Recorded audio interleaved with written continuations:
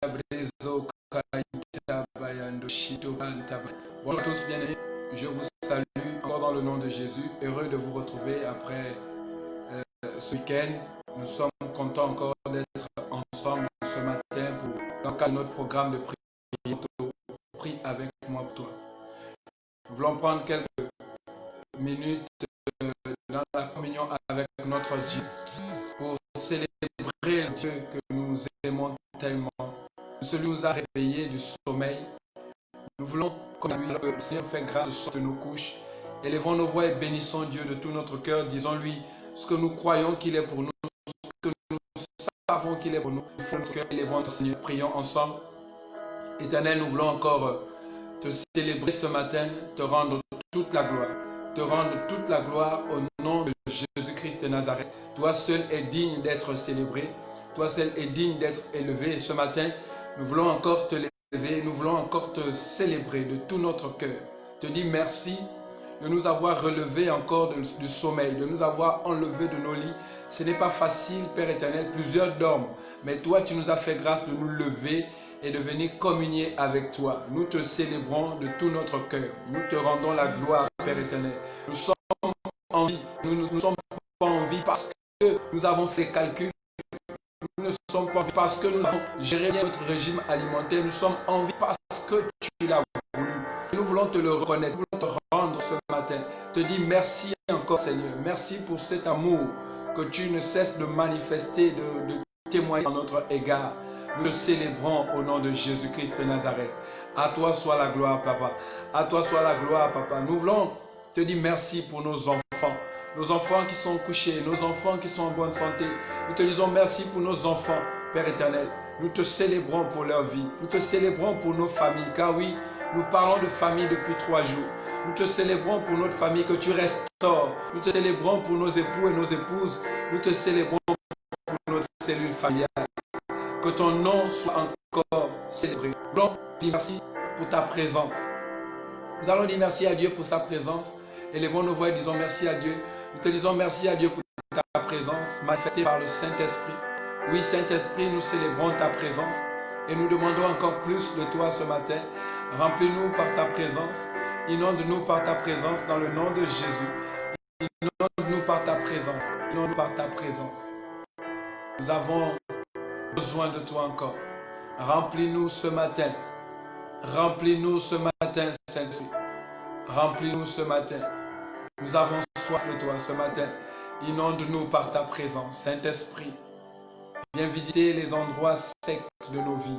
Viens visiter les endroits secs dans nos âmes. Viens visiter les endroits secs dans nos foyers. Viens visiter les endroits secs.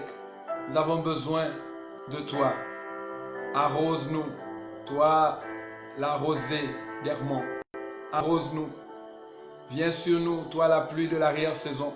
Et fais-nous grâce ce matin. Kosh kabras kinderebos kandirindos kayo. Shakabainto bros kintin kantoro bramandes kendebo. Isibrindos katabayandes setebos imbraka. Yandos kinto bosh kitse kaibroska. Est-ce que tu peux juste faire comme moi, prier en langue? Prier en langue. Et toi qui ne pries pas encore en langue, ce matin, tu reçois le baptême du Saint-Esprit. Et prie en langue maintenant.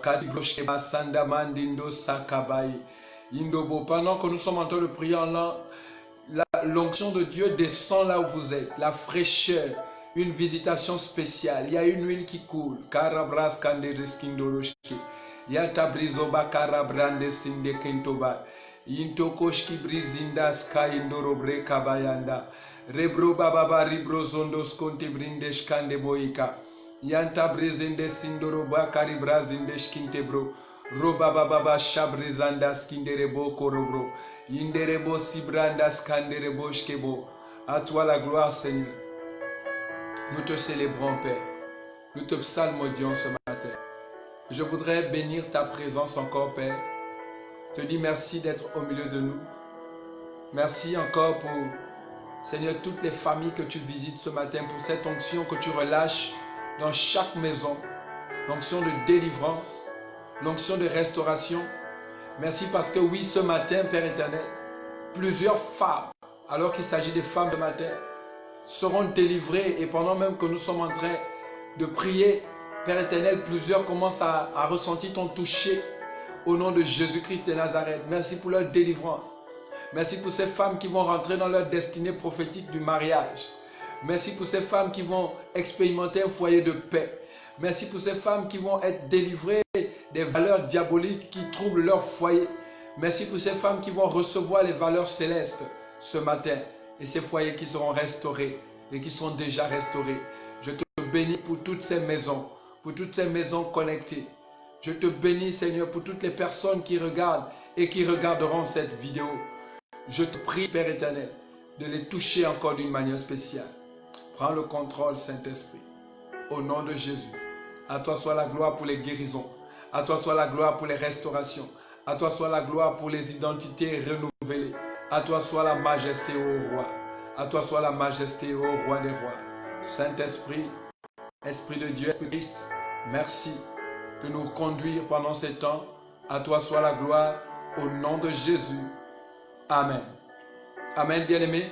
Je vous salue à nouveau dans le nom de Jésus. Vous qui nous rejoignez maintenant, vous pouvez confortablement vous asseoir. Nous allons partager pendant quelques minutes, la parole de foi. Et je rappelle que depuis maintenant jeudi, je crois jeudi ou vendredi, nous avons commencé une série sur la famille. Prions pour nos familles. Nous avons présenté la famille en général. Et ensuite, nous sommes rentrés dans la famille. Nous commençons par élément de la famille. Nous avons commencé samedi par l'homme, donc le père de la famille, l'époux. Et nous avons prié, nous avons présenté l'époux. Nous avons présenté les valeurs que l'homme devrait avoir auprès de sa femme et auprès de ses enfants. Aujourd'hui, nous allons parler de la femme, de la restauration. Nous allons prier pour la restauration de l'épouse, pour la restauration de la femme, celle qui n'est pas encore épouse, afin qu'elle soit une épouse. Ensuite, demain, par la grâce de Dieu, nous traiterons des enfants. Nous traiterons des enfants.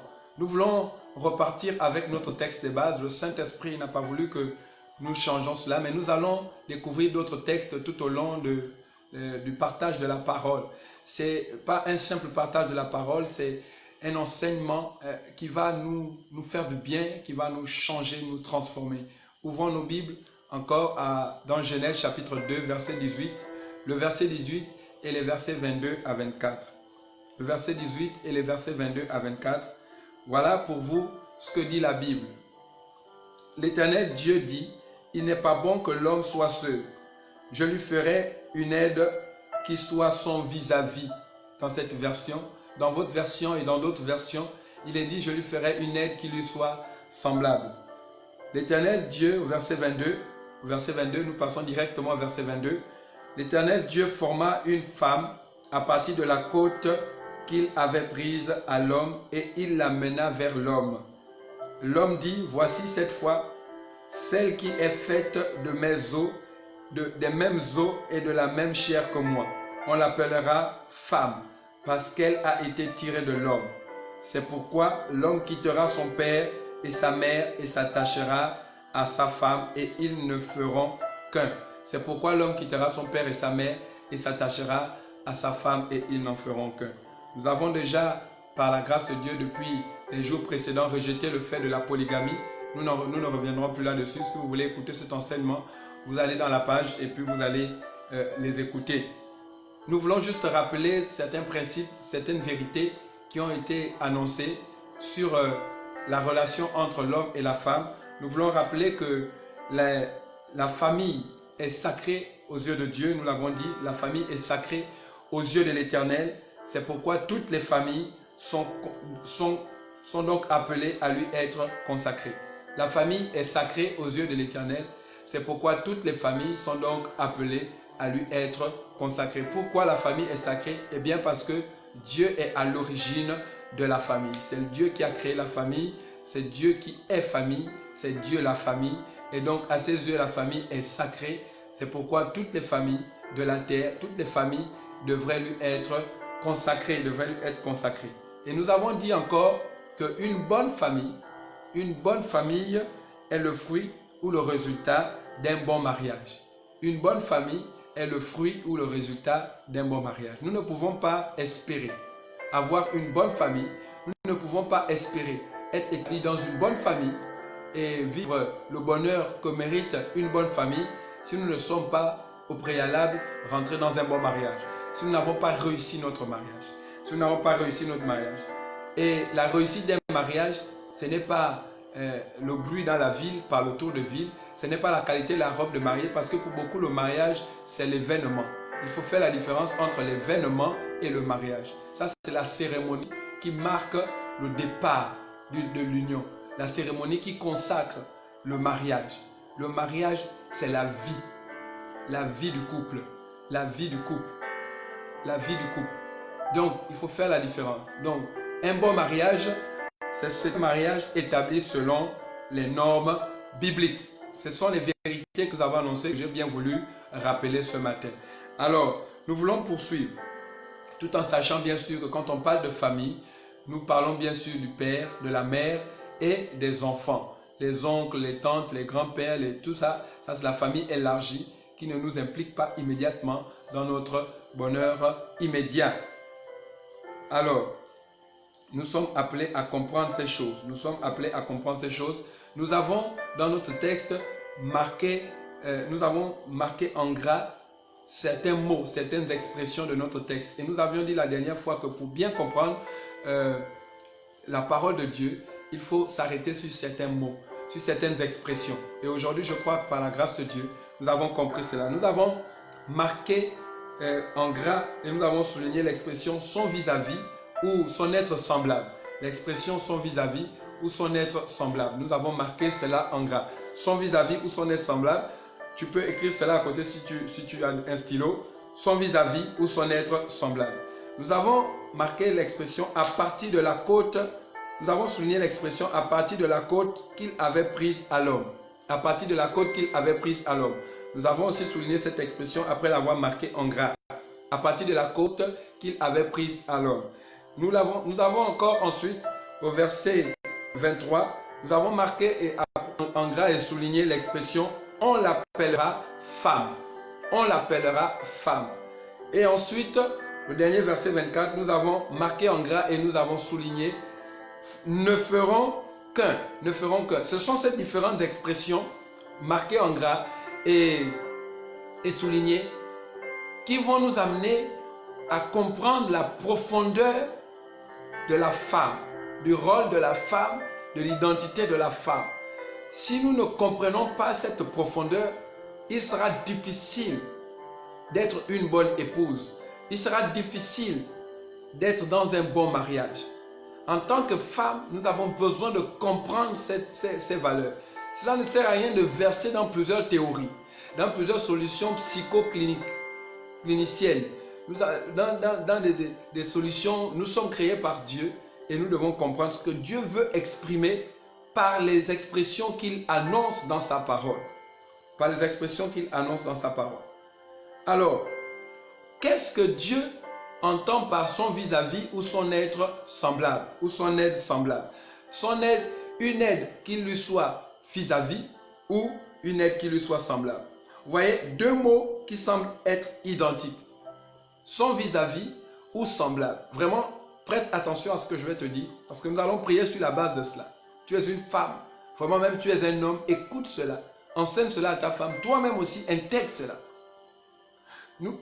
Son vis-à-vis ou son aide semblable. Deux expressions qui semblent être identiques pour définir la pensée de Dieu au moment de la création de la femme. Pour définir la pensée de Dieu au moment de la création de la femme. Cependant, lorsque nous allons en profondeur dans ces deux expressions, il y a dans chacun d'eux une particularité attachée à la femme. Une particularité différente attachée à la femme. Son vis-à-vis, pour prendre à part, et nous allons prendre semblable à part, son vis-à-vis. Qu'est-ce que Dieu veut exprimer par son vis-à-vis? Le vis-à-vis est une situation de deux personnes qui se trouvent l'une en face de l'autre. L'une en face de l'autre. Le vis-à-vis est une situation de deux personnes qui se trouvent l'une en face de l'autre. C'est une personne placée en face d'une autre personne. C'est une personne placée en face d'une autre personne. Placée en face d'eux, c'est l'équivalent de se tenir en face d'eux. Placé en face d'eux, c'est l'équivalent de se tenir en face d'eux. Vous voyez, nous descendons. Donc, Dieu crée un être capable de se tenir en face de l'homme. Se tenir en face de l'homme. Se tenir en face d'eux. Qu'est-ce que cela veut dire? L'idée première de Dieu en créant la femme était donc de produire à l'homme une image semblable à lui, de produire à l'homme une image qui lui soit en face, qui lui soit placée en face. Amen. De produire à l'homme, de faire à l'homme son image et placer son image en face de lui, selon sa ressemblance. C'est-à-dire un compagnon qui lui soit absolument fidèle et qui n'a pour lui aucun secret. Je vais reprendre cela pour vous. L'idée première de Dieu en créant la femme était donc de produire à l'homme. De produire à l'homme une personne qui soit à son image et qui soit selon sa ressemblance. De produire à l'homme un être, un compagnon qui lui soit absolument fidèle et qui n'a pour lui aucun secret. Voilà la première idée. Deutéronome chapitre 10, verset 8, la Bible déclare: c'est à cette époque-là que l'Éternel a mis à part la tribu de Lévi et lui a donné de porter l'arche de l'alliance de l'Éternel, de se tenir devant l'Éternel pour le servir et de bénir le peuple en son nom. C'est ce qu'elle a fait jusqu'à aujourd'hui. Donc se tenir devant l'homme. Le vis-à-vis, l'être créé qui devient le vis-à-vis de l'homme, c'est cette personne qui est à l'image de l'homme, selon la ressemblance de l'homme, et qui n'a pour l'homme aucun secret et qui est fidèle à l'homme. Se tenir devant quelqu'un, c'est n'avoir pour cette personne aucun secret. Se tenir devant quelqu'un, c'est être fidèle à cette personne et servir cette personne loyalement. Servir cette personne loyalement. C'est ça la première idée de Dieu lorsqu'il créait la femme. Créer un être qui soit capable de ressembler à l'homme dans tous les aspects de l'homme, de lui être fidèle et de n'avoir pour lui aucun secret. C'est la première mission de la femme. C'est la première identité de la femme. C'est pourquoi Sarah appelait son époux Abraham mon Seigneur. Genèse chapitre 18, verset 12b.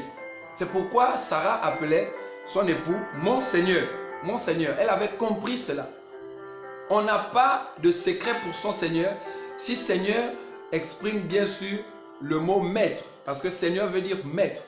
Alors si l'époux est le maître, nous ne pouvons avoir de secret pour notre maître. C'est le maître qui décide de là où nous allons et nous rendons compte à notre maître de tout ce que nous faisons.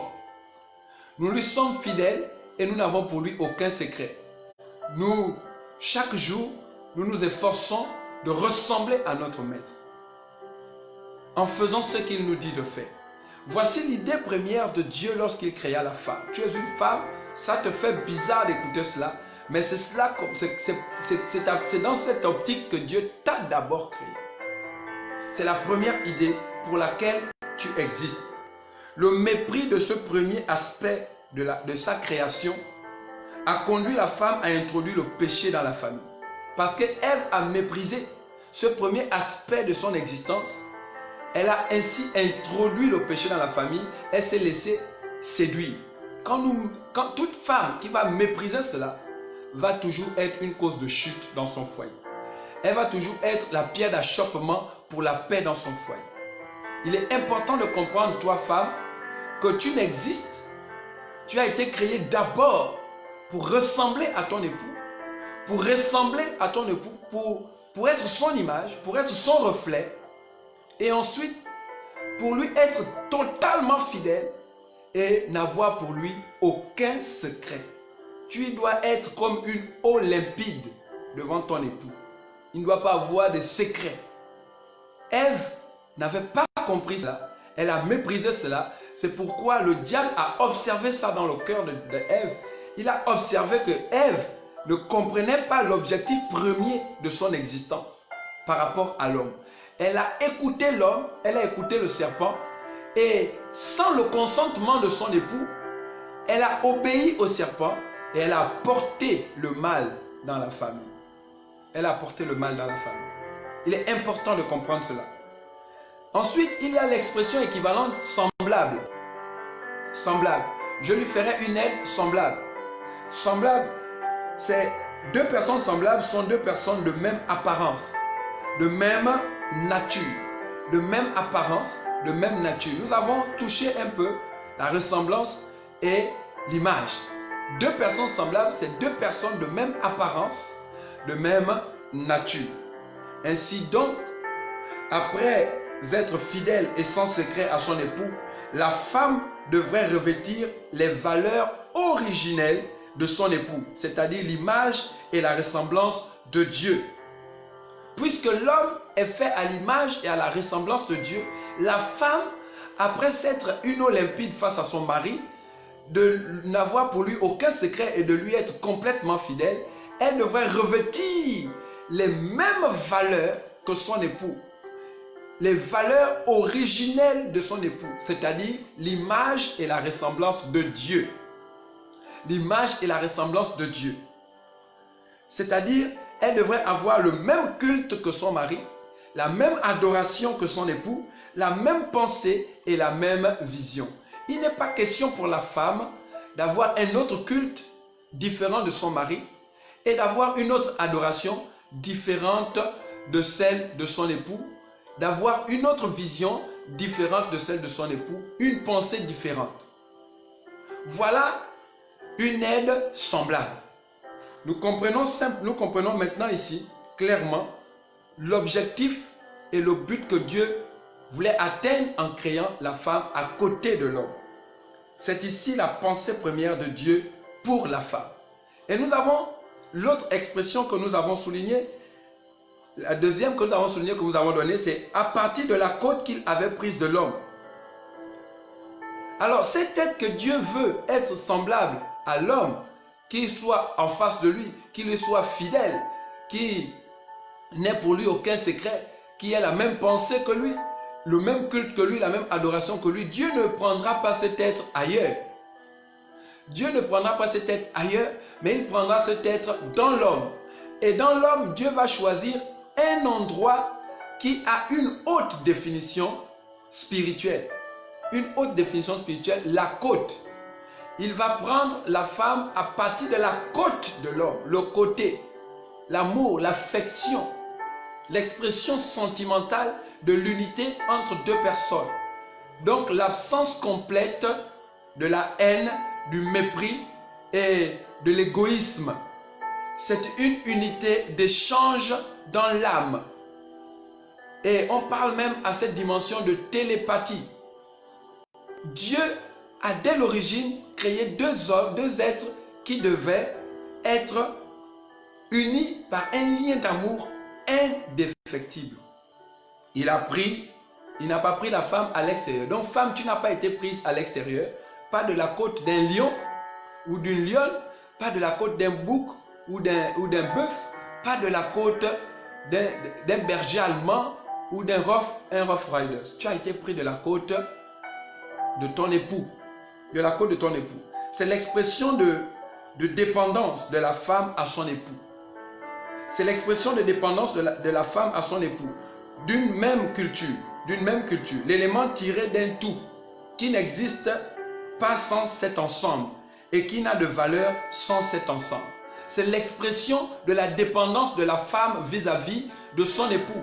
Il a pris de la côte de l'homme, exprime la dépendance de la femme vis-à-vis de son époux. Vis-à-vis de son époux. Et le partage d'une même culture, c'est l'expression d'un élément qui est tiré d'un tout et qui n'a de valeur et qui n'existe nulle part sans cet ensemble. C'est pourquoi une femme seule n'est pas bien perçue dans nos milieux. Vous pouvez juste comprendre pourquoi une femme seule, sans mari, est mal vue. Bientôt, on commence à la critiquer. Bientôt, on pense même que c'est une sorcière. Parce que l'existence d'une femme seule n'a pas de sens. Un élément qui existe seul alors qu'il est tiré d'un tout, n'a pas de sens. N'a pas de sens. 1 Corinthiens chapitre 11, au verset 11, la Bible dit, toutefois, dans le Seigneur, la femme n'existe pas sans l'homme, ni l'homme sans la femme. C'est la révélation de la totale soumission, la révélation de la totale soumission affective de la femme à l'homme. L'os est tiré du côté et non du pied. Cela exprime ici que cette soumission n'est pas, comme on l'a dit pour l'homme, une tyrannie. La femme n'est pas tirée du pied, de l'os du pied, pour que l'homme l'écrase, mais de la côte pour que l'homme l'aime et vice-versa. C'est ici donc, après s'être fidèle et sans secret à son époux, la femme devrait revêtir les valeurs originelles de son époux, c'est-à-dire l'image et la ressemblance de Dieu, le même culte, la même adoration, la même pensée, la même vision, dans une réelle dépendance vis-à-vis de son époux, réalisant qu'elle n'est pas sans lui. Une femme qui vit sans réaliser qu'elle n'existe pas sans l'homme est une femme qui est en train d'aller dans la ruine. Tu dois être dépendant. L'autre expression que nous avons tirée, c'est « on l'appellera femme ». On l'appellera femme. C'est l'homme qui s'exclame, qui dit « on l'appellera femme ». On l'appellera femme. L'homme reçoit le privilège de donner une identité à son épouse venant de Dieu. L'homme reçoit de Dieu toute l'autorité pour nommer la création, jusqu'à donner à son épouse une identité. L'homme n'a pas reçu de Dieu l'autorité de nommer juste les animaux et les faux et les arbres, mais jusqu'à donner à son épouse une identité. Dieu a amené la femme vers son homme et l'homme a continué avec la femme de lui donner une identité. C'est ici l'expression du détachement véritable de la femme du sein de son père biologique. C'est ici le détachement véritable de la femme du sein de son père biologique. La rupture avec l'ancienne identité et donc l'ancienne culture familiale, paternelle et maternelle pour s'attacher à la culture et l'identité de son époux. Voilà ici, elle s'appellera femme. C'est l'expression du détachement véritable de la femme de sa maison paternelle, du sein de son père, des valeurs de son père, des anciennes valeurs pour s'attacher aux valeurs de son époux et à l'identité de son époux. C'est pourquoi le mariage est sacré et le choix du conjoint doit se faire sous la direction du Seigneur. Parce que s'il n'est pas fait sous la direction du Seigneur, vous allez prendre l'identité et les valeurs d'un sorcier. Vous allez prendre l'identité et les valeurs d'un vampire. Et ce serait dommage parce que vous n'allez pas retrouver les bonnes valeurs que vos parents vous ont inculquées s'ils avaient des bonnes valeurs. Or, si vos parents avaient des mauvaises valeurs et que vous vous unissez à un homme qui a des bonnes valeurs, les mauvaises valeurs de vos parents, donc les valeurs de sorcellerie, les valeurs mystiques vont être détruites juste au contact de votre époux.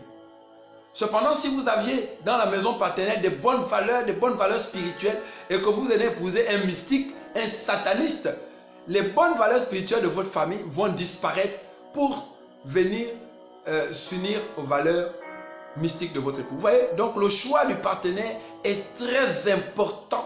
C'est pourquoi on ne marie pas n'importe qui. Vous voyez, on ne marie pas n'importe qui. Vous comprenez maintenant pourquoi c'est la femme qui porte le nom de l'homme. Quand la femme vient en mariage, elle porte le nom de l'homme, elle révèle l'identité de l'homme. C'est ici l'homme qui donne une identité sociale à la femme. Vous voyez, quand une femme n'est pas mariée, elle n'a pas d'identité entre guillemets. Mais dès qu'elle est mariée, elle a une identité, on l'appelle Madame telle. Automatiquement, elle a une identité. Elle est, d'autres disent même, elle est relevée dans la société. On l'a relevée, elle qui était à terre. Alors qu'on ne la regardait plus. Elle a reçu une identité. À cause de quoi? Des liens du mariage, de la qualité de son époux. Le peuple qui jadis marchait dans les ténèbres a vu une lumière se lever, la lumière de son époux. Et désormais, il ne connaîtra plus l'humiliation. Mais désormais, c'est un peuple qui sera établi. Nous parlons de l'Église. Nous parlons de l'Église. Et ensuite, vous voyez, nous avons retenu l'autre expression Ils ne feront qu'un. Ils ne feront qu'un. L'Éternel conclut en accordant au couple le secret du pouvoir et de l'autorité.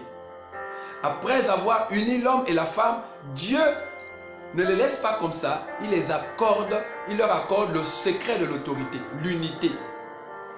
C'est l'interpellation ici de l'unité absolue, l'absence de discorde, le rejet de toute controverse, de toute pensée diverse, mais l'unité absolue en tout. C'est le secret de l'autorité.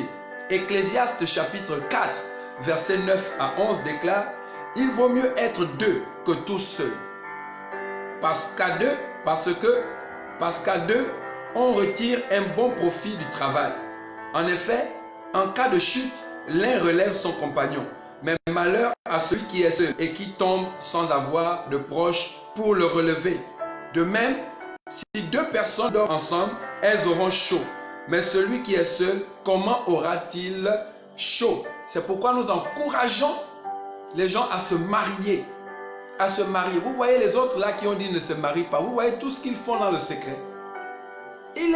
Ne faisons pas les choses selon les normes du vampire. Ils ont dit ne se marient pas. Oh, vous savez, mais la nuit, ils font des choses graves.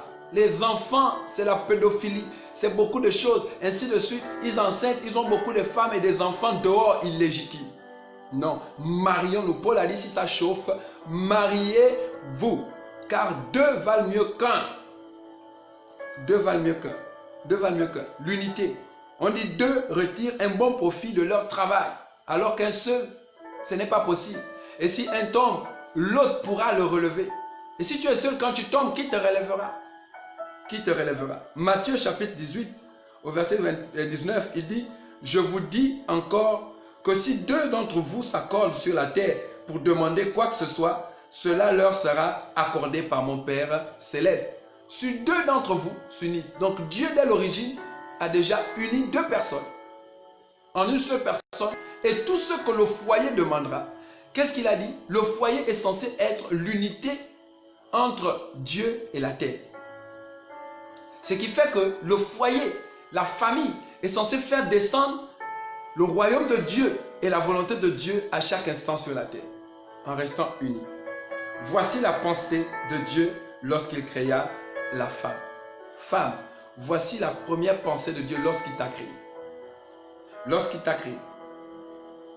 C'est pourquoi son rapport, sa relation avec son époux est comparée à celle de l'Église et de Christ.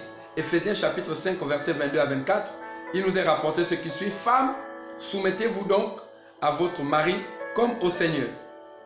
Car le mari est le chef de la femme, comme Christ est le chef de l'Église, qui est son corps et dont il est le Sauveur. Mais tout comme l'Église se soumet à Christ, que les femmes aussi se soumettent en tout à leur mari. En tout. Bien aimé, je soulignais et j'ai mis en gras tout. En tout. Absolument. Il ne doit pas avoir des endroits où tu es soumise à ton mari et d'autres où tu n'es pas soumise. Il y a des chrétiens effectivement qui sont comme ça. Ils soumettent certaines parties de leur vie à Christ et d'autres parties eux-mêmes ils gèrent. En tout. En tout. En l'occurrence, dans les rapports sexuels. Dans le rapport sexuel. C'est pourquoi il dit dans le livre de Corinthiens que le mari rende à sa femme l'affection qu'il lui doit et que la femme agisse de même envers son mari. Ce n'est pas la femme qui est maîtresse de son corps, mais son mari de même. Mais son mari. De même, ce n'est pas le mari qui est maître de son corps, mais sa femme. 1 Corinthiens 7, verset 3 à 4. Vous voyez, en tout. En tout. Il n'y a pas de chantage. Ainsi donc, bien-aimés, souvenons-nous de ce que Salomon dit dans les Proverbes. Proverbes chapitre. La grâce est trompeuse et la beauté est illusoire. C'est de la femme qui craint l'Éternel qu'on chantera les louanges. C'est de la femme qui craint l'Éternel qu'on chantera les louanges. Celle qui se confie en sa beauté, celle qui se confie à la grâce, simplement la grâce, elle se trompe. Il dit la grâce est trompeuse et la beauté est illusoire. c'est de la femme qui craint l'Éternel qu'on chantera des louanges. Craindre l'Éternel, c'est comprendre l'objectif pour lequel l'Éternel nous a créés et appliquer et vivre à atteindre cet objectif que nous venons de décliner. Vous voyez, il y a une merveilleuse histoire dans le livre d'Esther, c'est l'histoire de Vashti, la reine, qui a été finalement remplacée par Esther. Vous savez pourquoi elle a été remplacée? Il est écrit que Vashti était une très belle femme. Peut-être que tu es une très belle femme. Tu es belle par ton caractère, ton éducation, tu es belle par ta beauté physique, tu es belle par ton intelligence, tu es belle. Et à l'intérieur, peut-être que tu n'es pas belle. Et c'était le cas de Vashti. Elle était tellement belle, intelligente, qu'elle ne respectait même plus son mari, le roi. À chaque fois que le roi avait besoin d'elle à ses côtés, elle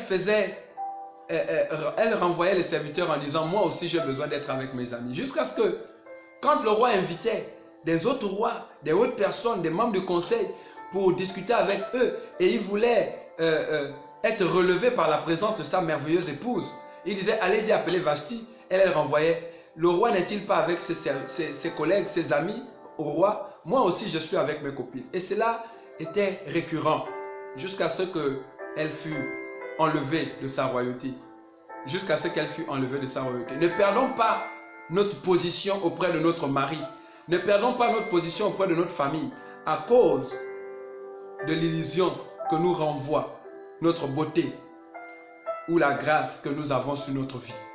C'est pourquoi Paul rappelle à l'église de Corinthe, dans 1 Corinthiens que nous venons de lire, chapitre 7, au verset 3 à 4, que le mari rende à sa femme l'affection qu'il lui doit et que la femme agisse de même envers son mari. Comprenons cela. Alors, qu'est-ce que la femme doit refléter dans le foyer? Après avoir compris l'objectif pour lequel tu as été créé, qu'est-ce que tu dois être et qu'est-ce que tu ne dois pas être? Nous voulons terminer par cela avant de prier. Qu'est-ce que tu dois être en tant que femme et qu'est-ce que tu ne dois pas être en tant que femme? Ce que tu ne dois pas être. Bien-aimé, une femme qui veut que son foyer et sa famille soient une famille respectée, qui craint l'Éternel, dont les enfants grandissent dans une bonne éducation et sont le témoignage glorieux d'une famille, elle ne doit pas être insincère. Elle ne doit pas manquer de sincérité. Une femme ne doit pas manquer de sincérité. Elle ne doit pas manquer de sincérité. C'est-à-dire qu'elle ne doit pas avoir des discours flatteurs. Elle ne doit pas avoir des discours flatteurs. Nous avons des femmes qui sont tellement insincères, qui ont des discours flatteurs. Elles sont toujours en train de tromper le mari. Mais elles ne pensent pas ça dans le cœur. Tu vois ton mari sortir avec une mauvaise tenue, tu dis « Oh mon chéri, tu es bien habillé, tu es bien coiffé. » Mais en réalité, tu sais que c'est faux. Tu te moques de ton mari. Tu n'es pas sincère dans tes engagements dans la famille. Tu n'es pas sincère dans tes engagements vis-à-vis de tes enfants. C'est très dangereux. Une femme doit être sincère. Dans ce que tu fais, dans ta manière de te comporter dans ton foyer, tu dois être sincère. Tu ne dois pas avoir des discours flatteurs. Tu ne dois pas dire des choses pour plaire. Tu dois dire des choses vraies. Quitte à ce que ça fasse un peu mal, mais tu dois dire des choses vraies. C'est la première valeur que tu dois avoir, la sincérité. Une femme doit être sincère. Tu sais pourquoi tu as été créé. Pour te tenir devant ton homme, lui être fidèle et n'avoir pour lui aucun secret. Or, si tu n'es pas sincère, tu gardes des choses dans ton cœur parce que tu ne veux pas dire. Tu es en train de rater l'objectif pour lequel le Seigneur t'a créé. Tu n'es plus une aide pour lui. Parce que s'il est tordu, si les enfants sont tordus, c'est ta sincérité qui doit les ramener. Or, si tu les caches, bien-aimé, tu es en train de détruire ton foyer. C'est la première chose. Une femme qui veut voir son foyer être heureux, se lever, ne doit pas être une femme corrompue. Il y a des femmes qui sont dans les foyers, elles sont corrompues. Vraiment corrompues. Pour rien du tout, elle peut livrer sa famille. Pour rien du tout, elle peut livrer sa famille. Elle change de position pour un gain. Elle change de position pour une proposition qui semble être plus alléchante. Et bientôt, elle regarde d'autres hommes dehors à cause de la corruption de l'âme. Une femme sérieuse n'est pas corrompue. Elle est intègre. Elle n'est pas corrompue. La corruption doit disparaître de ton cœur. Tu dois rejeter toute chose. Ce n'est pas parce que ton mari est incapable de donner certaines choses ou il n'arrive pas à apporter certaines choses à la maison que tu dois te laisser corrompre pour amener ces choses à la maison. Non. Une femme doit être intègre. Tu dois ôter de toi la corruption. Tu dois ôter de toi la corruption. Sinon, tu es en train de nuire à ton foyer. Tu es en train de nuire à ta famille. Une femme ne doit pas être une destructrice. Il y a des femmes qui détruisent avec leurs propres mains leur foyer. Tu as bâti le foyer, tu détruis. Ou les autres ont bâti, tu détruis. Tu trouves un homme qui a bâti sa vie et il t'amène comme femme. Tout ce qu'il a bâti, tu viens détruire. Tu es toujours en train de chercher à détruire les autres en les entraînant dans les mêmes erreurs que toi. Non, tu ne dois pas être ce type de femme. Une femme ne doit pas être une femme destructrice, mais tu dois être une femme qui construit. Tu ne conduis pas les autres dans l'erreur. D'abord, tu ne vis pas dans l'erreur. Il y a des femmes qui passent autant qu'à conduire les autres dans l'erreur, à vouloir détruire, à vouloir détruire.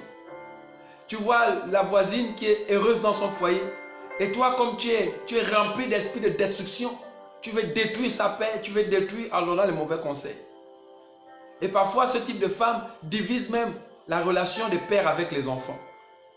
Quand tu vois le mari, ton mari qui aime beaucoup les enfants, qui apporte beaucoup, et puis tu es toujours en train de diviser. Tu fais la différence des enfants.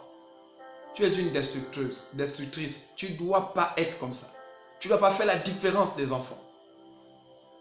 Les familles recomposées. Et même les familles non recomposées. Nous avons vu la mère de Jacob et d'Ésaü. Une destructrice. Elle aimait beaucoup plus Jacob.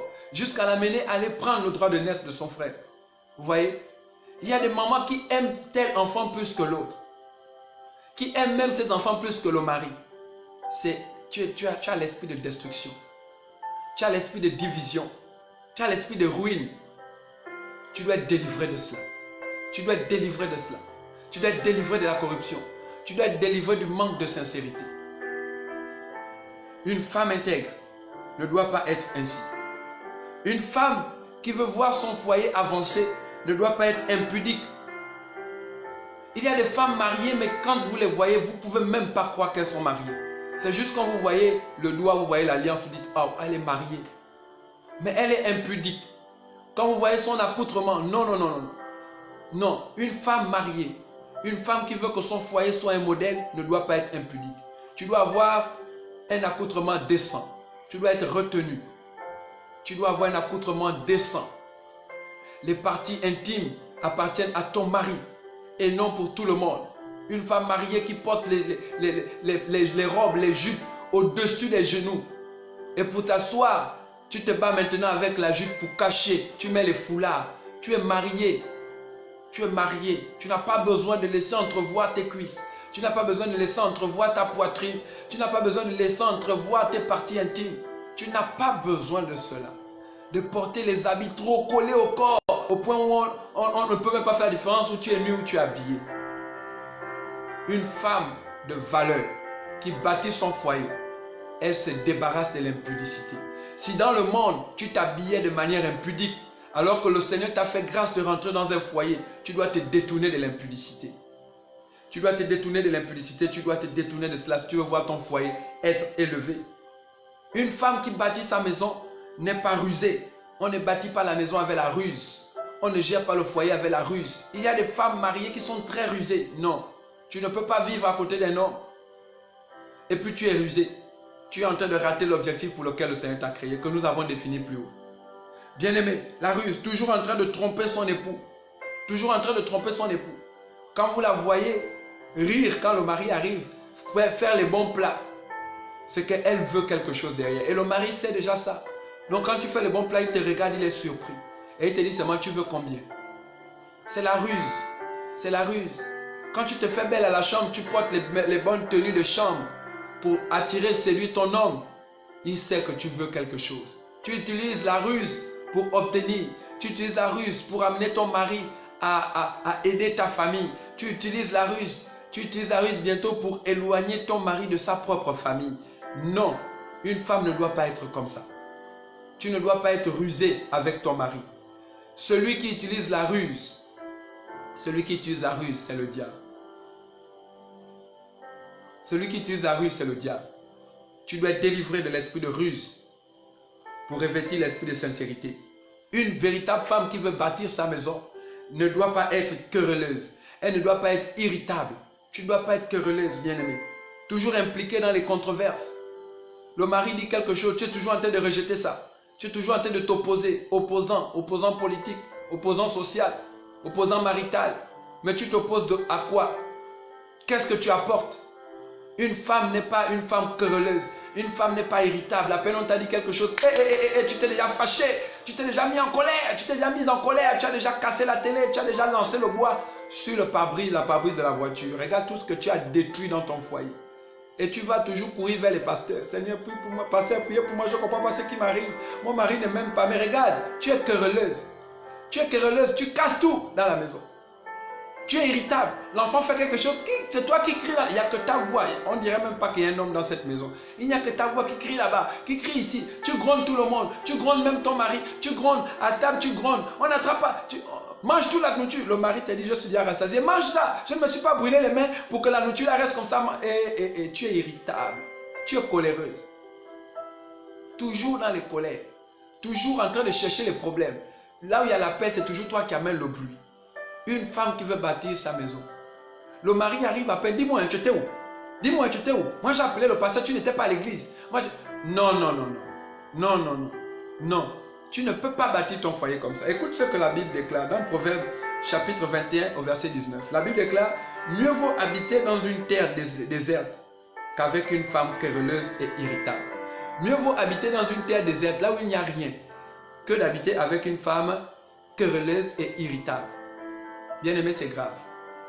Et plus loin, il dit, mieux vaut habiter à l'angle d'un toit, à la merci des intempéries, que de partager la maison d'une femme querelleuse et irritable.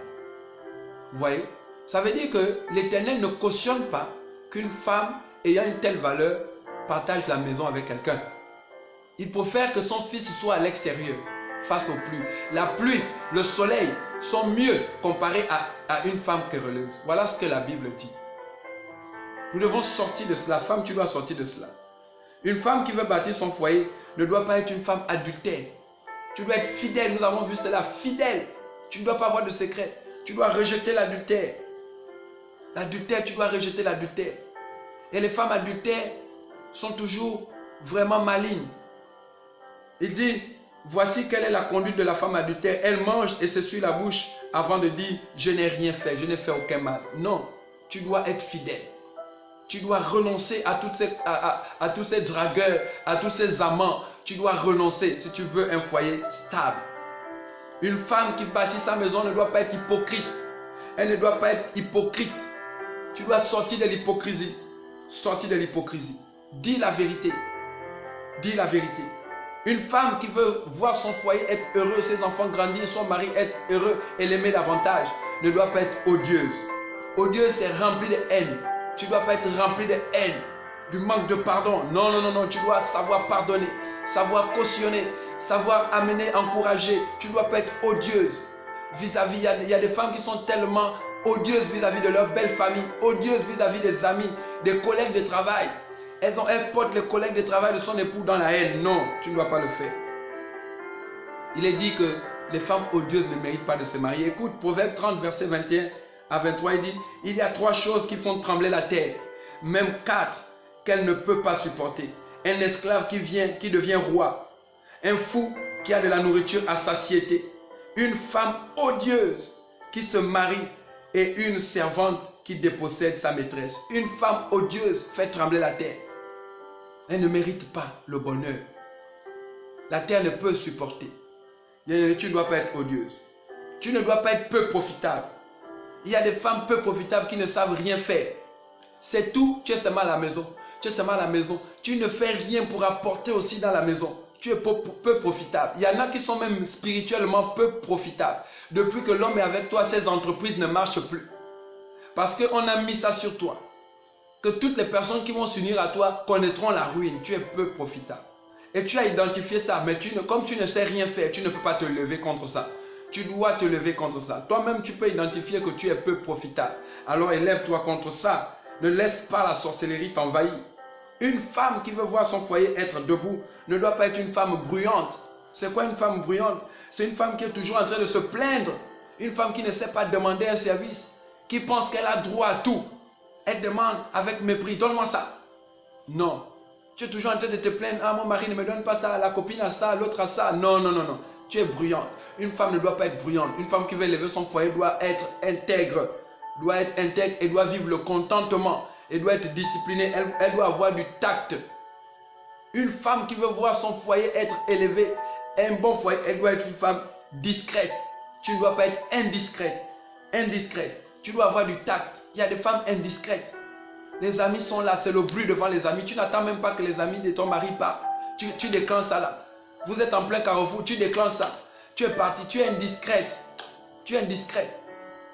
Tu es toujours m'as-tu vu. Tu es toujours m'as-tu vu. On doit savoir que tu es là. Même quand les autres femmes, en plein repas de mariés, de couple, c'est toujours toi qui parles. C'est toujours toi qui parles. Tout le monde te regarde. Tu es indiscrète. Tu es inconvenante. Une femme ne doit pas être inconvenante. Une femme doit être discrète et convenante. Elle doit toujours plaire à son mari. Voyez, toutes ces différentes choses peuvent venir de deux sources. Soit de nous-mêmes parce que nous refusons d'appliquer la parole de Dieu, soit de la sorcellerie. Soit de la sorcellerie. Et beaucoup sont victimes de cela par la sorcellerie. Elles font des efforts pour sortir de ces choses, mais elles ne peuvent pas. Elles ne peuvent pas. Elles ne peuvent pas. Elles ne peuvent pas. Proverbe chapitre 11, verset 22 dit, un anneau d'or sur le nez d'un cochon, voilà ce qu'est une femme belle, mais dépourvue de discernement. Il y a des femmes très belles, mais quand vous les écoutez parler, vous avez peur. Aïe. Non, aujourd'hui, bien-aimés, aujourd'hui, nous allons par la grâce de Dieu nous lever contre ces mauvaises valeurs et supplier notre Dieu pour recevoir les vraies et les bonnes valeurs. Nous allons prier de sorte que le Seigneur nous fasse grâce ce matin de triompher de ces mauvaises valeurs et de devenir l'épouse idéale qui connaît l'objectif pour lequel Dieu l'a créé et qui rentre pleinement dans sa destinée prophétique et qui expérimente la grâce de Dieu. Alors prie avec moi, commence à bénir Dieu. Commence à bénir Dieu pour ce qu'il t'a fait femme. Tu vois pourquoi il t'a fait femme? Un bel objectif. Tu es très importante pour Dieu. Tu es une grande vision pour Dieu. Alors dis Seigneur, merci parce que tu m'as fait pour accomplir un but extrême. Il n'existe pas de réalisation véritable sans mon implication. C'est pourquoi je te dis merci de m'avoir créé femme. Je te dis merci de m'avoir créé femme. Je ne veux pas être un homme pour aller vivre le lesbianisme. Je suis heureuse d'être une femme. Je suis heureuse d'être appelée femme. Je suis heureuse d'être appelée femme. Que tu sois marié ou pas, prie dans ce sens. Je suis heureuse d'être appelée femme. Et je rentre maintenant dans ma destinée prophétique. Oui, je rentre dans ma destinée prophétique. Je réalise l'objectif et le but de Dieu pour ma vie. Je réalise l'objectif et le but de Dieu pour ma création. Je comprends maintenant pourquoi le Seigneur m'a créé. Je comprends pourquoi le Seigneur a dit je fais une aide semblable. Je comprends pourquoi le Seigneur a dit je suis le vis-à-vis de mon époux. Je comprends maintenant pour ça. Oui, aujourd'hui, je déclare maintenant que toute puissance d'infidélité qui opérait contre ma vie soit détruite au nom de Jésus. Toute puissance des mystères dans mon foyer soit détruite au nom de Jésus. Je déclare que je suis une épouse selon la vision de Dieu. Je me tiens devant mon époux et je n'ai pour lui aucun secret. Je me tiens devant mon époux et je suis fidèle à lui. Oui, car c'est pour cela que l'Éternel m'a créé. Oh, l'Éternel m'a créé parce qu'il m'a créé dépendante de mon époux. Je réalise maintenant que je ne suis pas sans mon époux et que mon époux n'est pas sans moi. C'est pourquoi, Père éternel, je prie pour une unité véritable dans mon foyer. Je prie pour une unité véritable dans ma vie. Je prie pour la dépendance. Je prie, Père éternel, au nom de Jésus-Christ de Nazareth, que maintenant, je me joigne à mon époux, au nom de Jésus. Je révèle l'identité que mon époux a donnée que je suis. Je révèle l'identité que mon époux m'a donnée, car c'est cela que Dieu a décidé, que je porte les valeurs de mon époux. C'est pourquoi je me sépare maintenant des valeurs, les anciennes valeurs de ma maison paternelle et de ma maison maternelle qui opèrent contre mon foyer. pour m'attacher aux valeurs divines que l'Éternel a accordées à mon époux. Les valeurs divines et non les valeurs mystiques. Et s'il avait aussi des valeurs mystiques, par les valeurs divines maintenant que nous revêtons, les valeurs mystiques disparaissent de notre foyer. Nous sommes délivrés de toute puissance mystique. Car oui, de même que je perds les anciennes valeurs de ma lignée paternelle et maternelle, mon époux perd les mauvaises valeurs de sa lignée paternelle et maternelle qui pouvaient affecter négativement notre foyer. Nous rentrons dans les valeurs véritables, que le Christ nous a données. Nous avons une identité de gloire. Je suis relevé dans la société en portant le nom de mon époux. Oui, le nom de mon époux n'est pas méprisable. J'ai désormais un nom. Pour celle qui a le nom, dis j'ai désormais un nom et j'ai une identité. Pour celle qui n'a pas encore le nom, tu dis j'ai un nom et ce nom pointe déjà à l'horizon. Je me marie assurément car c'est ça le désir de Dieu. C'est ça le désir de Dieu. Car il a dit, il n'est pas bon que l'homme soit seul. Il n'est pas bon que la femme soit seule. Il n'est pas bon que l'homme soit seul. Et en Christ, il n'y a pas d'homme sans femme et de femme sans homme. C'est pourquoi je me marie. Et moi qui suis marié, je déclare maintenant l'unité dans mon foyer. Car il a dit que les deux feront qu'un. Les deux feront qu'un. Nous recevons ce pouvoir dans la famille. Nous recevons ce pouvoir dans notre foyer. Parce qu'à deux maintenant, nous renversons les défis. Maintenant, je m'unis à mon époux pour renverser les foyers. Je chasse de ma vie, de mon foyer, tout esprit de division. Je chasse de ma vie et de mon foyer tout esprit de discorde. Au nom de Jésus-Christ de Nazareth, je suis une femme vertueuse. Je suis une mère aimante. Je suis une épouse aimante. Je suis une mère qui éduque les enfants, non dans la division, mais dans l'unité, qui transmet les vraies valeurs à ses enfants. Les valeurs de mon époux, je transmets à mon enfant. Je ne donne pas une éducation contraire à celle que mon époux voudrait qu'on donne à l'enfant. Nous nous accordons dans l'éducation de nos enfants désormais. Je sors des rivalités. Je sors des rivalités dans mon foyer. Au nom de Jésus-Christ de Nazareth. Bien-aimés, nous avons vu que une femme sérieuse ne doit pas être insincère. Nous allons prier pour détruire toute forme d'insincérité. Détruis maintenant. Élève ta voix et commence à détruire.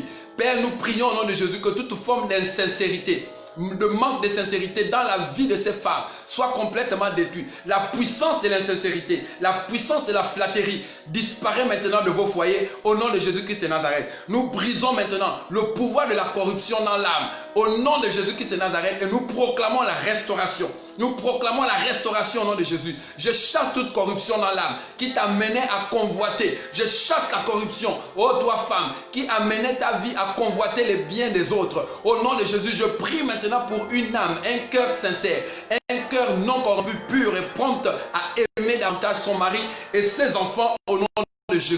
Vous voyez, une femme corrompue apprécie même les enfants des autres au mépris de ses propres enfants. C'est pourquoi nous prions maintenant ce matin, au nom de Jésus, que tes yeux voient les valeurs de tes enfants. Au nom de Jésus-Christ de Nazareth, nous venons par le sang de Jésus purifier vos âmes. Nous purifions vos âmes au nom de Jésus-Christ de Nazareth. Et nous brisons maintenant le pouvoir destructeur qui opérait dans ta vie pour détruire ton foyer entre tes propres mains. La Bible dit que la femme insensée détruit son foyer entre ses propres mains. Elle détruit sa maison entre ses propres mains. Maintenant, nous allons briser et nous brisons le pouvoir au nom de Jésus-Christ de Nazareth de la destruction qui opère dans ta vie. Tout ce qui arrive dans la maison, quand tu es en colère, tu casses. Quand tu es en colère, tu casses, c'est la destruction. Tu racontes des choses dans ta maison. Tu divises les enfants. Tu divises les enfants entre eux. Maintenant, nous chassons au nom de Jésus-Christ de Nazareth du milieu de toi cet esprit de division, de destruction au nom de Jésus. Et nous commandons maintenant la grâce. La grâce vient pour la construction au nom de Jésus-Christ de Nazareth. Nous chassons du foyer l'esprit d'impudicité. Nous chassons l'impudicité au nom de Jésus. À partir de cet instant, maintenant tu deviens une femme pudique. Tu deviens une femme pudique, une femme retenue, une femme qui honore son mari, qui garde les parties intimes pour son mari au nom de Jésus. Ton corps maintenant est respectueux. Tes enfants ne sont plus troublés à ta vue lorsque tu sors. Tu sais, les enfants sont parfois troublés, mais ils ne peuvent pas te dire puisque tu es une femme nerveuse, tu es comme ça. Maintenant, je prie au nom de Jésus que l'impudicité quitte ta vie. Toute forme d'impudicité disparaît de ta vie. Au nom de Jésus-Christ de Nazareth, nous te connectons au Seigneur, le Dieu de la pudicité. Au nom de Jésus-Christ de Nazareth, nous chassons l'esprit de ruse qui amène les querelles dans ton foyer. Au nom de Jésus-Christ de Nazareth, tu es tellement rusé qu'aujourd'hui ton foyer a des problèmes. Nous chassons l'esprit de ruse qui envahit ta vie et qui dirige ta vie. Au nom de Jésus-Christ de Nazareth, Tu es une femme amoureuse que quand tu veux obtenir quelque chose, c'est la ruse. Nous venons briser maintenant, au nom de Jésus-Christ de Nazareth, la puissance de la ruse, l'autorité de la ruse, au nom de Jésus-Christ de Nazareth qui opérait contre ton foyer. Et ton mari aujourd'hui, il a du dégoût parce qu'il sait que tu es rusé. Il sait que tout ce que tu fais, les artifices et le mensonge, c'est pour obtenir. Et l'amour qu'il avait pour toi commence à se refroidir à cause de la ruse. Je brise maintenant l'autorité de la ruse et je te délivre de cette ruse, toi femme, au nom de Jésus-Christ de Nazareth. Je chasse l'esprit de querelle.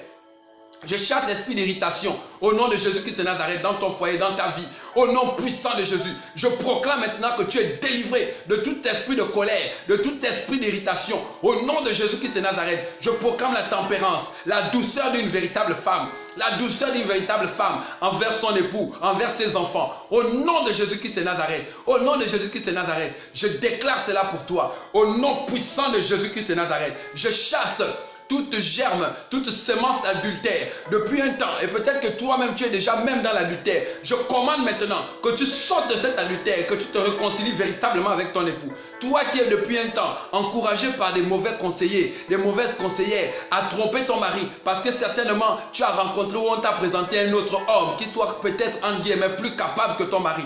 Maintenant bientôt tu es intéressé par l'adultère. Je viens mettre un frein à cet élan au nom de Jésus-Christ de Nazareth. J'arrête maintenant cet élan. Je brise ces conseils et je te sépare de ces conseillères diaboliques. Au nom de Jésus-Christ de Nazareth, tu sors de l'adultère. Je brise le règne de l'adultère dans ton foyer. Je brise le règne de l'adultère dans ton foyer. Je brise le règne de l'adultère dans ton foyer. Au nom de Jésus-Christ de Nazareth. Au nom de Jésus-Christ de Nazareth. Je combats l'hypocrisie qui te retenait captive. Je combats l'hypocrisie. Prie avec moi, bien-aimé, chasse l'hypocrisie. L'hypocrisie est en train de détruire ton foyer. L'hypocrisie est en train de jeter tes enfants hors de la maison. Les enfants savent que tu es hypocrite. Ils ne te voient plus sincère. Je combats l'hypocrisie au nom de Jésus et je te libère de l'hypocrisie au nom de Jésus-Christ de Nazareth. Je te libère de l'hypocrisie et je proclame maintenant par l'autorité du nom de Jésus que tu es établi dans la vérité. Au nom puissant de Jésus, je brise le règne de la haine, du manque de pardon dans ton cœur. Au nom de Jésus-Christ de Nazareth, et je te réconcilie. Je proclame la réconciliation entre toi et ton époux, entre toi et ta belle famille, entre toi et les enfants de ton époux, entre toi et tes enfants. Au nom de Jésus, je brise le règne et je mets le feu sur les racines de la haine, de l'amertume qui opérait dans ton âme. Au nom puissant de Jésus-Christ de Nazareth, au nom puissant de Jésus-Christ de Nazareth, je renverse par le feu l'autorité de la colère.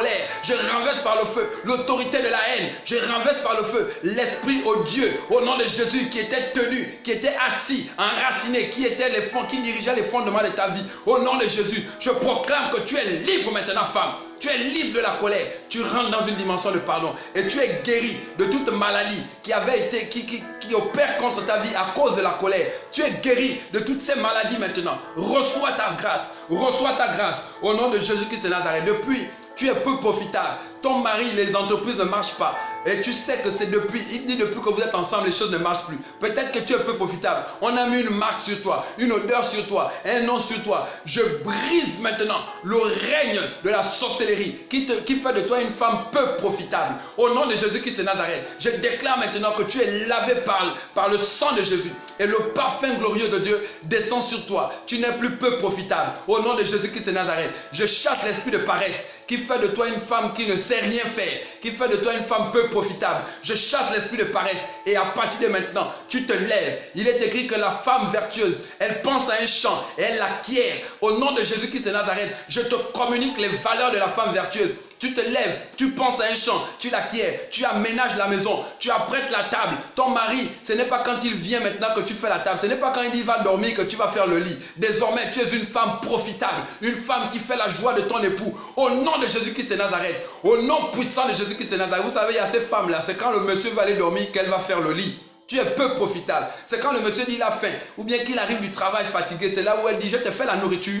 Je brise maintenant cela. Au nom de Jésus-Christ de Nazareth, tu deviens une femme intelligente, une femme sage, une femme profitable, qui sait tout faire, qui rend son foyer, qui rend son mari heureux, qui sait l'occuper. Au nom de Jésus-Christ de Nazareth, qui se livre à lui, au nom de Jésus avec amour, au nom puissant de Jésus-Christ de Nazareth, au nom puissant. Avec toi, tout est compliqué.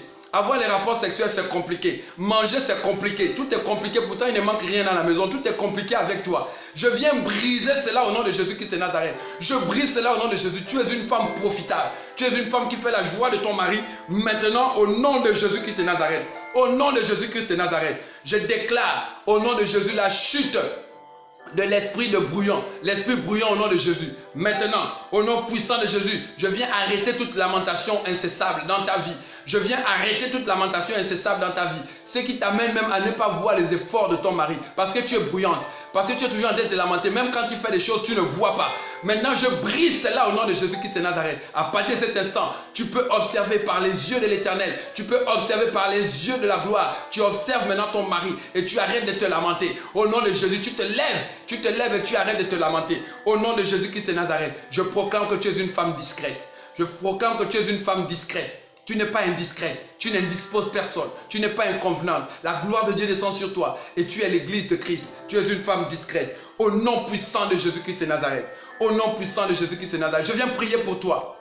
Pour toi qui es une victime de la sorcellerie. Tu es connecté.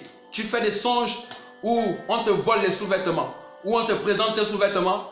Et puis quand tu veux les récupérer, tu n'arrives pas à les récupérer. Maintenant, tu vas te lever là où tu es. Mets-toi debout. Là où tu es, mets-toi debout. Maintenant, je vais prier pour toi, pour sortir de cela. Mets la main sur ta tête. Et l'autre, tu mets sur ton dos. La colonne vertébrale. Mets sur ton dos maintenant. Au nom puissant de Jésus-Christ de Nazareth. Je renverse toute sorcellerie qui opère contre ta vie.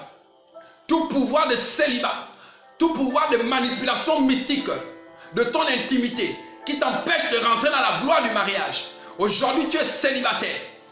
Aujourd'hui, tu es célibataire. À cause de ces œuvres, je brise maintenant le règne de la sorcellerie. Je renverse tout hôtel établi contre ton mariage, contre ton foyer, contre ta destinée prophétique, à partir d'un sous-vêtement que l'on t'a volé, à partir d'un vêtement que l'on t'a volé. Au nom de Jésus, toute main placée sur ta nudité pour t'empêcher de rentrer dans la bénédiction du mariage, je viens la frapper et je renverse maintenant. Je chasse au nom de Jésus tout esprit de célibat de ta vie. Je chasse le mari de nuit. Je brise les liens du mariage mystique. Je brise les liens du mariage mystique. Je brise les liens du mariage mystique. Je brise les liens du mariage mystique. Je brise les liens du mariage mystique. Je renverse maintenant toute dot, toute enclume. Je mets le feu sur les enclumes et je jette l'enclume des abîmes. Alors que tu sors de cette enclume, tu sors de cette enclume, tu sors des liens de cette enclume. Sois délivré maintenant, femme. Sois délivré. Je commande que tout sous-vêtement, symbole de ton mariage, symbole de ton intimité, symbole de ta santé vaginale, symbole de ta santé vaginale, alors que tu as des maladies vaginales qui ne sont pas agréables.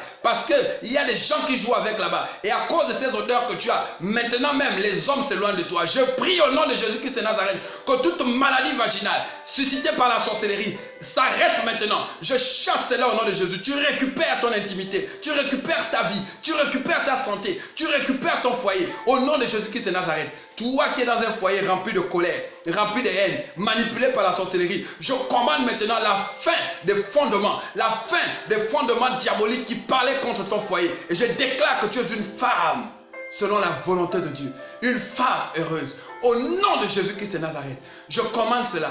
Je commande maintenant à toi qui attends le mariage, que le mariage soit ton partage. Je détruis les liens de célibat et j'appelle ton époux de là où il est, que qu'il soit au nord, au sud, à l'est ou à l'ouest. Je commande maintenant à ton époux de venir à toi au nom de Jésus. Je commande à ton époux de venir à toi au nom de Jésus-Christ de Nazareth.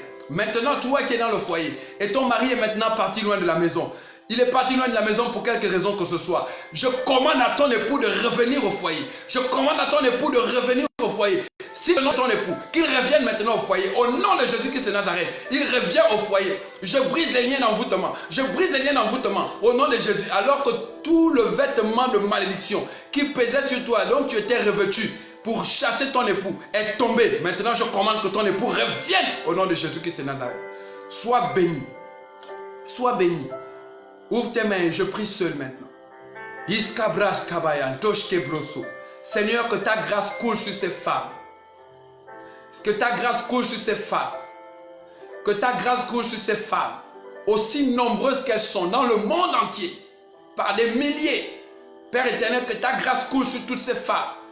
Qui sont malheureuses à cause de foyers instables. Qui sont malheureuses à cause du célibat malgré les prières. Rien. Il y a la stérilité qui sévit dans le foyer. Et à cause de cela, le foyer en discorde. Je commande maintenant que la fécondité soit ton partage. Tu es stérile, mets la main au bas-ventre. Je commande maintenant la fécondité. Je commande la fécondité. Tu enfantes 7 fois. Au nom de Jésus-Christ, je brise le myome mystique. Je détruis le myome et le fibrome. Et tu reçois la guérison maintenant. Tu enfantes. Tu enfantes. Père, que ta grâce coule. Que ta grâce coule sur ces femmes. Et que la joie redevienne leur partage. Que le mari bourreau, le mari tortionnaire soit transformé en mari aimant. À cause de ton amour sur ces femmes. Au nom de Jésus-Christ de Nazareth. Si les hommes au Sanhédrin, ils ont vu l'ange sur le visage d'Étienne, je déclare maintenant que les époux voient des femmes remplies d'amour au nom de Jésus. Ce que tes filles n'arrivaient pas à faire, Père, tu leur donnes la sagesse et la science que tu as accordée à Joseph en Égypte pour apprendre à faire. Elles reçoivent l'onction de la connaissance, l'onction de la connaissance, l'onction du mariage. Recevez l'onction du mariage, de la paix dans le foyer, au nom de Jésus-Christ de Nazareth. Que tout ce qui avait été déclaré impossible dans votre foyer devienne possible au nom de Jésus. Vous reprenez le contrôle de vos enfants. Vous reprenez le contrôle de vos enfants. Vous reprenez le contrôle de votre foyer. Au nom de Jésus-Christ de Nazareth, je viens fermer toute porte satanique qui avait été ouverte contre votre foyer. Au nom de Jésus, que le sang de Jésus maintenant lave maintenant toute votre destinée. Au nom de Jésus. Amen. Merci Seigneur pour ta grâce. Merci pour toutes ces femmes restaurées. Oh Jesus, I love you, I love you, I love you. Nous t'aimons Seigneur. Merci. Merci. Merci pour ces familles qui sont restaurées. Merci pour la joie. Le diable est vaincu, il est tombé. Et vous êtes délivrés, vous êtes restaurés, vous expérimentez quelque chose de spécial. Le monde vous observe et témoigne de la gloire de Dieu. Celui qui t'avait rejeté, maintenant il est dans le regret, car l'Éternel te lève. Celui qui avait méprisé tes jours, maintenant il célèbre l'Éternel à cause de la gloire qui est sur toi. Je déclare que le Dieu qui rachète le temps, il ne regarde pas à ton âge, mais il te fait rentrer dans le bonheur. Et il te rend heureuse, heureuse. Et l'on célébrera tes louanges dans la ville, dans les villes, dans les villages et dans les villages. Tu es heureuse et tu es bien heureuse. Que le Seigneur soit encore glorifié par le fruit que tu portes, par la grâce qui coule en toi et par la vie que tu reçois maintenant. Reçois cela, femme. Reçois un foyer équilibré. Reçois cela au nom de Jésus. Tu es béni au nom de Jésus. Amen. Amen. Bien-aimés, nous sommes au terme de notre programme du jour. Et par la grâce de Dieu, nous voulons nous retrouver encore demain dès 4 h du matin pour continuer cette fois-ci sur les enfants. Bien-aimés, reçois cette vidéo, partage-la à d'autres femmes, partage-la pour encourager d'autres femmes. Prends-la, amène d'autres femmes autour de toi. Suivez ensemble et priez avec moi ensemble. Même après ces moments, faites-le, pas une seule fois, faites-le à chaque fois. Priez à chaque fois, vous allez voir la gloire de Dieu. Pour vous qui avez reçu votre grâce instantanément, soyez bénis. Les autres, ne vous étonnez pas, vous allez recevoir pour vous, aussi vrai que Dieu est Dieu. Aussi vrai que Dieu est Dieu. Partagez avec nous vos témoignages. Au plus 241 77 75 12 07. Par note vocale, dites la région à partir de laquelle vous envoyez la note vocale. Dites votre nom et ce que le Seigneur a fait pour vous. Témoigner, c'est confirmer l'action de Dieu sur notre vie et la fin du règne du diable dans nos vies. Ensuite, si vous avez besoin que l'on prie pour vous, vous pouvez simplement envoyer maintenant par messagerie. Vous pouvez envoyer par messagerie. Vous envoyez juste maintenant au plus 241 077 75 12 07. Vous dites la région à partir de laquelle vous écrivez et ensuite vous donnez votre nom et ce pourquoi vous voulez que nous prions. Je bénis toutes les personnes connectées qui sont fidèles. Je pense à Nassine Nsamgwa. Que le Seigneur te bénisse et bénisse ta famille, qu'il bénisse ta maison, que la gloire de Dieu descende dans ta maison. Je prie pour Maman Nas, que le Seigneur te fasse rentrer dans ta destinée prophétique, que la gloire de Dieu descende sur toi sans arrêt, au nom de Jésus. Et toutes les autres femmes et tous les hommes qui ont des femmes terribles, que la gloire de Dieu soit sur vous, alors que vous avez écouté pour vos femmes. Soyez bénis. À demain, au nom de Jésus. Amen.